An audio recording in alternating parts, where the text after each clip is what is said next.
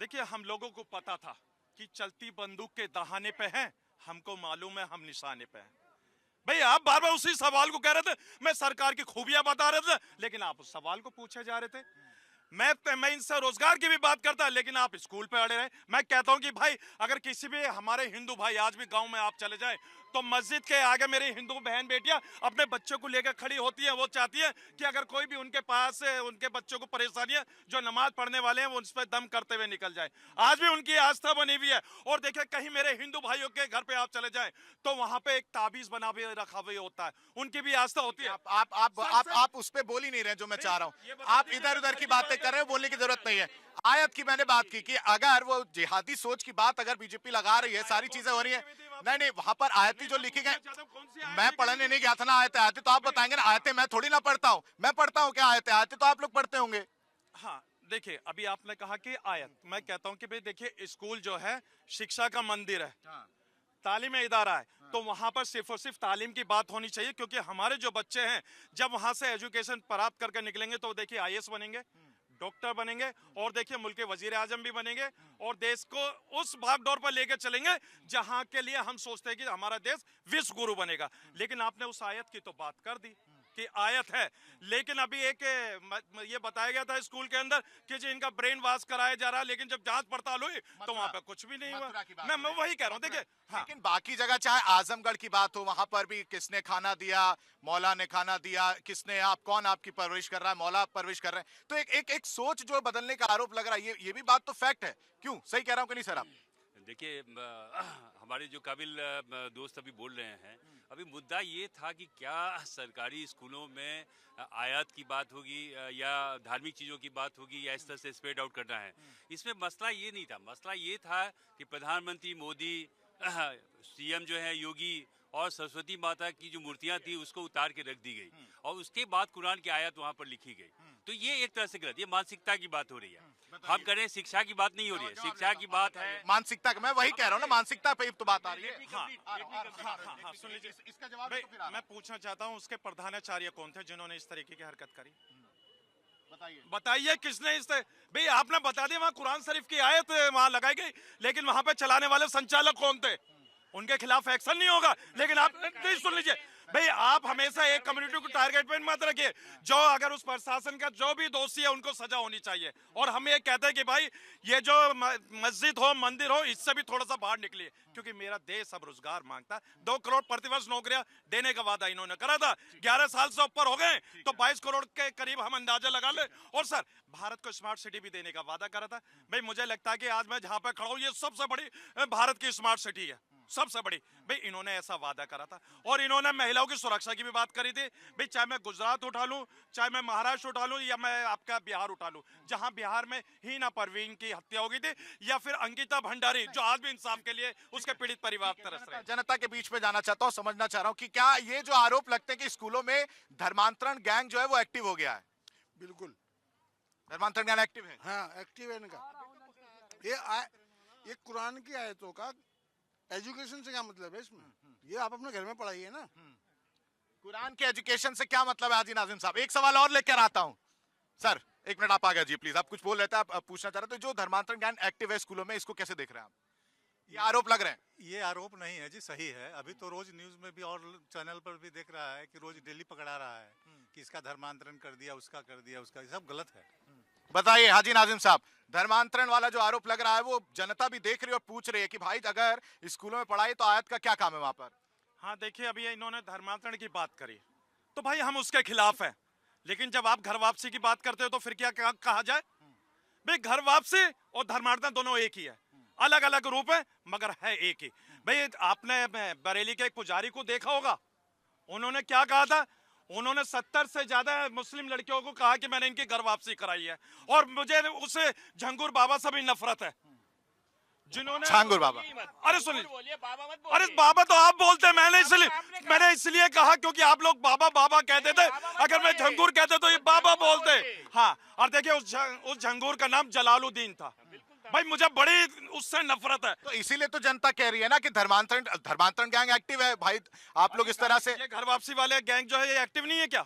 घर वापसी तो इसीलिए कह रहा है ना कि आप लोगों ने बेवकूफ बना के सारी कामें की। हाजी नाजिम जी भी हिंदू है, अगर इनसे पूछ पूछे दोनों परदादा तरह के- का नाम तो ये भी हिंदू ही होंगे, हाँ, ये भी सनातनी होंगे। भाई सुन लीजिए, ये मैं- बाद में। दूसरी बात, आज मेरे- मुद्दे पर आते हैं, मेरे ये वालिद साहब आयात का की बात नाम करें। हाजी देखिए, अब्दुल गफ्फार खान अनुच्छेद साहब, 28 के मेरे 1 दादा में का कहा नाम गया है मोहम्मद, कि मेरे किसी परदादा भी का नाम अकबर, मैं बहुत सारी लिस्ट उसके आपको बाद बताऊं, वाले, और मैं बता दूंगा, उसके बाद वाले। मेरे पास मेरी वो आप वंशावलियां सनातनी है, 50, मैं आप 50वीं असली पीढ़ी सनातनी है हूँ, आप। मैं आप 50वीं मुस्लिम पीढ़ी हो हूँ, ही नहीं सकते। मैं 50वीं पीढ़ी हूँ।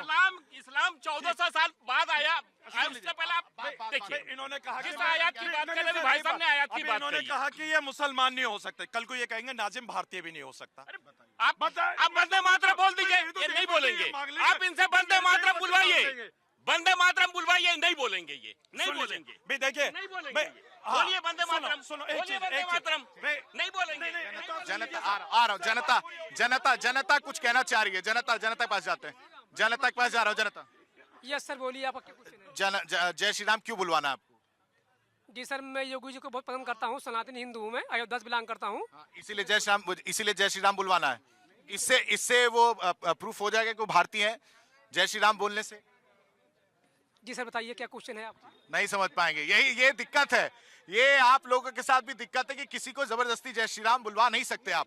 ठीक है, ठीक है। हम जय श्री राम नहीं बुलवा रहे, हम वंदे मातरम बुलवा रहे। वंदे मातरम, हाँ वंदे मातरम। हाँ, वंदे मातरम बोलो, जय श्री राम मत बोलो, मत बोलना। आता हूँ, बाकी जो मेहमान है आप आता हूँ, बाकी मेहमान का भी रुक कर लेते हैं हमारे साथ। सर देखिए, आप जिस तरह से चीजें निकल कर सामने, धर्मांतरण गैंग जो है एक्टिव है, वो उस चीजों को लेकर बीजेपी लगातार आरोप लगा रही है। देखिए, धर्मांतरण गैंग एक्टिव है। आप स्कूल की बात कर रहे हैं पांडे जी, मैं आपके चैनल के माध्यम से बोलना चाहता हूं, स्कूल में तो आयत रामायण अब ये सब तो होना ही नहीं चाहिए। अगर कल डेट में कोई बजरंग बली का सुबह पाठ करने लगे, अगर वहाँ पे मुस्लिम बहुसंख्यक ज्यादा है तो वहाँ दिक्कतें होंगी। वहाँ आप लगाओ ना, कलाम साहब की फोटो लगाओ, भारत की जनता स्वीकार करेगी। वीर अब्दुल अमीर की फोटो लगाओ, भारत की जनता स्वीकार करेगी। लेकिन अगर आप आयत कुरान ये सब करेंगे साहब, भारत की जनता नहीं स्वीकार करेगी। अगर आपको इतना ही लगाने का शौक है तो आपके लिए 56 इस्लामिक कंट्रियां दी गई हैं, वहाँ पे लगा दो, क्या दिक्कत है? मैं भारत की जनता से पूछना चाहता हूँ, यहाँ 140 करोड़ जनता से, कि अगर यहाँ पे अगर रामायण या फिर अपना जो है हनुमान चालीसा पर पाठ किया जाएगा तो यहाँ पे लोगों को, नेताओं को मिर्ची लगने लगेगी। लेकिन ऐसा क्यों? कौन से नेताओं को मिर्ची लगेंगी? अरे जो विपक्ष में बैठे हुए हैं। हनुमान चालीसा से? हाँ, अगर आप, मैं चैलेंज करता हूँ, अगर सुबह आप पाठ कराने लगे हनुमान चालीसा में स्कूल की स्टार्टिंग करेंगे, ना मिर्ची लग जाए तो आप बता दीजिएगा। आपके चैनल के माध्यम से मैं बोलना चाहता हूँ। दूसरी चीज, अभी हमारे भाईजान बोल रहे थे, नाजिम भाई, मैं इनका बहुत रिस्पेक्ट करता हूँ, पीस पार्टी से हैं, कि इन्होंने बोला कि जो धर्मांतरण है, जो घर वापसी है, वो भी एक धर्मांतरण का रूप है। साहब, मैं आपको बता देना चाहता हूँ, धर्मांतरण में पैसे नहीं दिए जाते। ये झांगुर बाबा के पास कहाँ से आए इतने पैसे? वहां से आप धर्मांतरण में जो हमारा घर वापसी होती है उसमें कभी फंडिंग नहीं आती। आप एक कंपनी बता दीजिए जिसमें फंडिंग आई हो। मैं भाई साहब को चैलेंज करता हूँ। ठीक है, हाँ जी नाजिम साहब, जवाब। भाई इसका मतलब अब ये बिल्कुल क्लियर है कि हाजी नाजिम खान ने कहा कि मुसलमानों की बहन बेटियों को बहला फुसलाकर ये घर वापसी कराते हैं। इन्होंने स्वीकार करा। मुसलमानों की बहन बेटियों को किसने किए? ये तो मैंने सुना ही नहीं। मुसलमान, नहीं पांडे जी, कभी नहीं, कभी नहीं, ये नहीं। घर वापसी आप बताइए कि मुसलमान को क्या स्पेशली टारगेट किया गया है? अब सुनिए, कभी भी घर वापसी का ऐसा नहीं हुआ है। मुसलमानों को कभी हम भारत सरकार ने टारगेट नहीं किया है, ना हिंदू मुसलमान करना चाहिए। जिसकी श्रद्धा हो बाय रिस्पेक्ट आता है। आप ये घर वापसी का मुद्दा नहीं कर सकती कुछ जबरदस्ती ये पैसे दे के लो।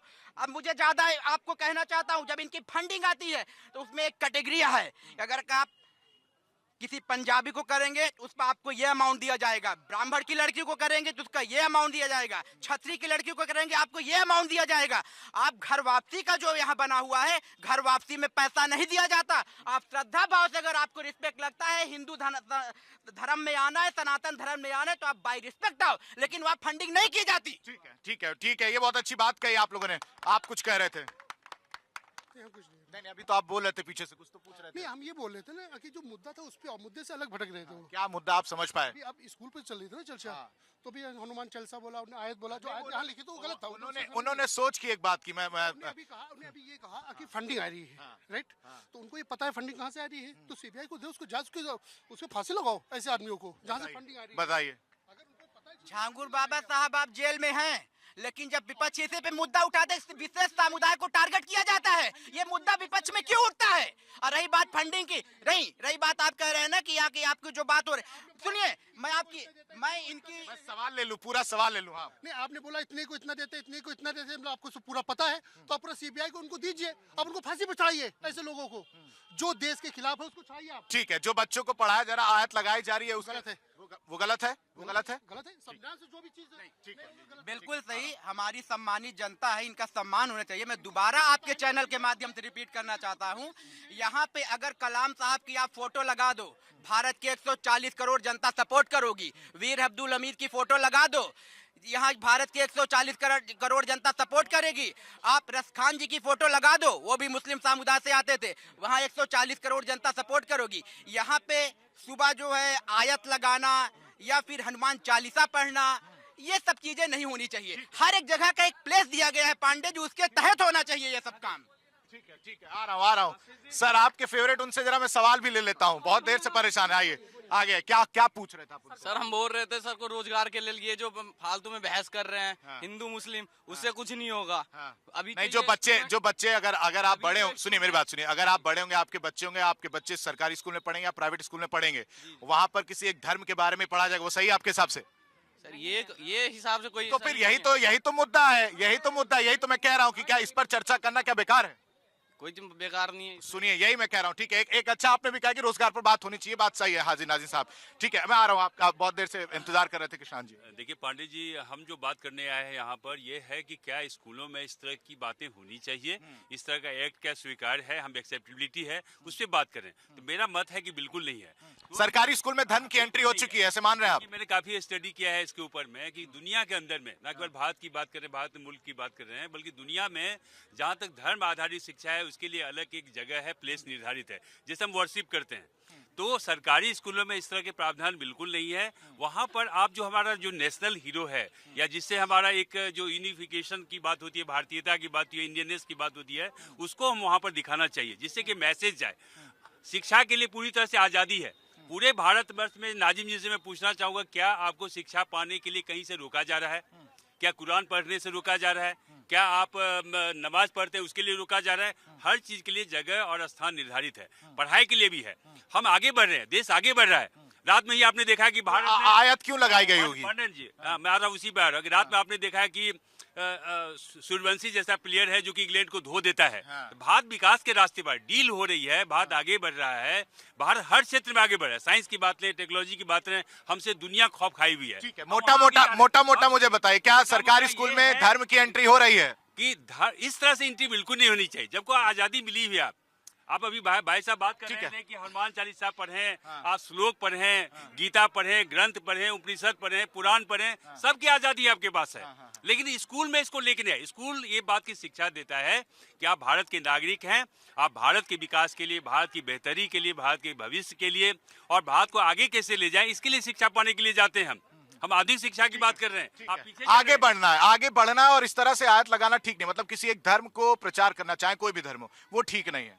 कृष्णकांत जी भी कह रहे हैं। हाँ, देखिए अभी बात यहाँ पर बहुत सारी हुई थी। तो देखिए, हम लोगों को संविधान अधिकार देता, हमारे अपने फंडामेंटल राइट है, उसी का हम सभी भारतीय इस्तेमाल करते हैं। भाई हम आर्टिकल 25 अपना इस्तेमाल करते हैं, और देखिए हम अपने रिलीजियस अपने आर्टिकल 25 यानी कि संविधान के अकॉर्डिंग। ठीक है, एक अधिकार की मैं भी बात करना चाहता हूँ हाजी नाजिम साहब। एक अधिकार तो ये भी है ना कि छात्रों में भेदभाव या किसी धार्मिक सामग्री को अनिवार्य रूप से दिखाना गैर संवैधानिक है। 28(1) में हाँ, सुन लीजिए, अभी आपने ये कहा तो मैं यूजीसी पे बात करूंगा। फिर यूजीसी कहाँ से आ गया इसमें सर? जब आपने बात कही तो मैं तो संविधान का यूजीसी में क्या आ गया ये चीज? भाई मैं सुन लीजिए, नहीं, यूजीसी में ये कैसे आ गया, जरा मुझे समझाइए। हाँ, सुन लीजिए, ये कानून जो बना है ये संविधान के अकॉर्डिंग बना, भेदभाव खत्म करने के लिए बना है। तो मैं वही चीज कहना चाहता हूँ। इसमें भेदभाव कहाँ से आया? इसमें भेदभाव नहीं है। कैसे आया मुझे बताइए। यूजीसी में भेदभाव नहीं है। देखिए, नहीं, ये संविधान नहीं तो ले तो लिया, वापस लिया तो सुन लीजिए, नहीं अभी वापस ले लिया हाजी नाजिम साहब, कैसी बात कर रहे हैं? सुप्रीम कोर्ट में चल रहा है, सुप्रीम कोर्ट की मार्च में अभी सुनवाई है। सुप्रीम कोर्ट ने तो बोल दिया ना सर। कर दिया है। और दूसरा, आप बार बार संविधान की बात आशीष जी करते हैं, लेकिन संविधान आपने पढ़ा है, अनुच्छेद 28(1) में कहा गया है कि उस स्कूल में किसी भी एक धर्म के प्रति अगर कोई इस तरह से पढ़ाई जाती है तो वो गैर कानूनी है और उसके खिलाफ, संविधान के खिलाफ, उसके खिलाफ कार्रवाई होनी चाहिए। पहली बात।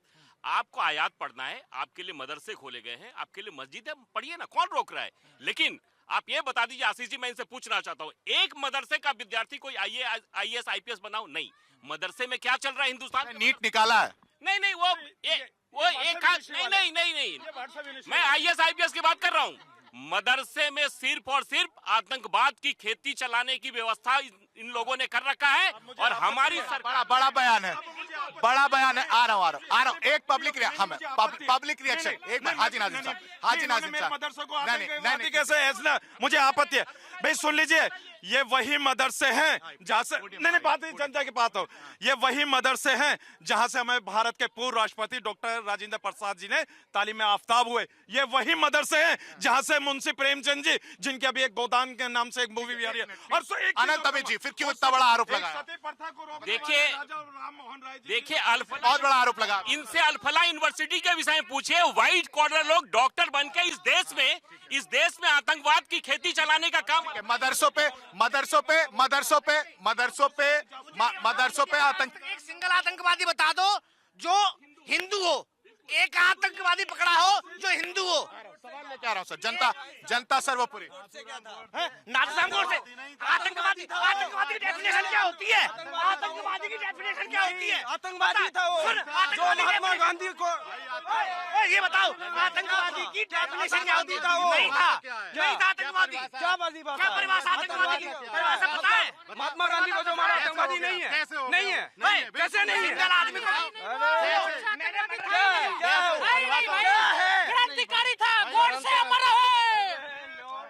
ये नारे ठीक नहीं है। नहीं, ये नारे ठीक नहीं है। नहीं, एक मिनट, नहीं, देख ये आप रिएक्शन देख रहे हैं, ये नहीं ठीक है। ये बयान नहीं, सुनिए मेरी बात, नहीं ये बयान नहीं देना है। नहीं, ठीक है, चलिए, ठीक है सर। ये आप देख रहे हो कि किस तरह के हमारे जो यंग जनरेशन है, ये भी तो एक माइंड वॉश हुआ ही है एक तरह से। देखिए हुआ क्या है पांडे जी कि अभी आप गोडसे की बात कर रहे हैं, या गोडसे ने महात्मा गांधी को गोली मारा था, ठीक है, उसकी उनकी पर्सनल राय थी। अगर गोली मारने वाला आतंकवादी होता था ना, वो भाग जाता, और उसमें बहुत बड़ी साजिश रची गई है, क्योंकि जो उसमें पोस्टमार्टम उनका जो है उसमें निकला था। नहीं, मुझे लगता है गोडसे पे नहीं जाते, गोडसे हमारा टॉपिक नहीं है, हमारा टॉपिक कुछ और है। ठीक है सर। मैं अपने विद्वान दोस्तों से कहना चाहूँगा, साथ ही साथ जो ये सम्मानित जनता है यहाँ पर, उनसे कहना चाहूँगा कि हम लोग एक टॉपिक पे बात करने के लिए आए हैं कि क्या ये उचित है या नहीं है। हम हिंदू मुसलमान करने नहीं आए, हम गोडसे करने नहीं आए। अगर भारतवर्ष में भारत के जो संविधान है, उनके द्वारा जो अधिकार दिए गए हैं, कर्तव्य दिए गए हैं, और जो हमें समानता का एक अधिकार है संविधान प्रदान करता है, उसके आधार पर हमें बढ़ना है। अगर संविधान के खिलाफ कोई बात होती है तो उसकी हमें मजम्मत करनी चाहिए, विरोध करनी चाहिए, और आगे बढ़ के बोलना चाहिए। सवाल ये उठता है कि क्या इस तरह के जो आचरण किए जा रहे हैं, हमारे बंधु नाजिम भाई ने सही कहा कि प्रधानाचार्य बिल्कुल हिंदू थी, उनको देखना चाहिए। बिल्कुल इस तरह के काम किए गए तो बिल्कुल गैर कानूनी है और बिल्कुल अक्षम्य है, यानी समाज में उसकी कोई मान्यता नहीं है। ऐसे कामों पर रोक लगनी चाहिए। मामला संभल का हो, मामला मथुरा का हो, आजमगढ़ का हो, या देश के किसी विभाग का हो, ऐसे काम पर रोक लगनी चाहिए और कानूनी कार्रवाई भी की जानी चाहिए। आ रहा हूँ हाजी नाजिम साहब, एक सवाल मैं इधर से लेना चाह रहा था। आप कुछ तो बहुत देर से कुछ कहना चाह रहे थे। आप ये मानते हैं कि हिंदू संगठन एक आरोप लगा रहा है कि जो मदरसे हों या सरकारी स्कूल में जिस तरह से आयतें लगाई जा रही, वो ब्रेन वॉश करने का काम कर रही है बच्चों का? सर मैं ये चीज़ नहीं मानता हूँ, ठीक है, अपनी अपनी आस्था है, फिलहाल लगनी नहीं चाहिए। अगर जिसको आपत्ति है तो उस पर केस किया जाए, मेरा मानना यही है। फिलहाल जैसे कि अभी एक मूवी आई थी छावा, मैंने देखी थी, वो स्कूल में चलाई गई, तो वो भी नहीं चलनी चाहिए इस हिसाब से। तो बहुत थक गए ऐसा लग रहा है। थक नहीं गया, आपने परेशान कर दिया बोल। हम लोग परेशान कर रहे हैं, ठीक है, कोई बात। क्या आप बता, इसीलिए मैं मंच बना हूं आपका। एक मिनट, मैं आपका मंच बनाऊं, मेरी बात सुनिए। मैं आपका एक मंच बना हूं, आपको मौका देना, आपको जो सवाल पूछना आप सीधे पूछ सकते हैं। मैं तो खड़ा ही हूं इसीलिए आपके लिए। गलत है, छावा जैसी मूवी जो प्राइवेट स्कूलों में लगाई जाती, वो सही है या गलत है? छावा मूवी जो अभी आई थी, वो स्कूल वो देखते नहीं, उनको पूरा थोड़ा सा बता दीजिए। एक स्कूल में चलाई गई वीडियो रील्स है उसकी बहुत ज्यादा, उसमें आपत्तिजनक क्या है? आपत्तिजनक ये है तो फिर वो भी नहीं लगनी चाहिए। मैं वही तो, अरे मैं सवाल पूछ रहा हूँ, उसमें आपत्तिजनक क्या दिखा? आपत्तिजनक ये चीज है, उसमें भी तो मतलब क्या बोलते हैं, उसको सही नहीं है ना, आयस नहीं सही है तो वो भी दिखाना नहीं सही है। किस स्कूल में दिखाया गया? रील्स देखी थी मैंने, अब दिखा भी सकता हूँ अभी। मतलब ये कहा जा रहा है कि स्कूलों में मूवी दिखाना सही है या नहीं? देखिए सिनेमा जो होता है समाज को विकसित करने के लिए, समाज को एक मैसेज देता है। फिल्म जो होती है समाज के माध्यम से समाज को मैसेज दिया जाता है कि समाज किस तरह के, इंटरटेनमेंट के साथ साथ वो मैसेज भी होता है हर फिल्म में।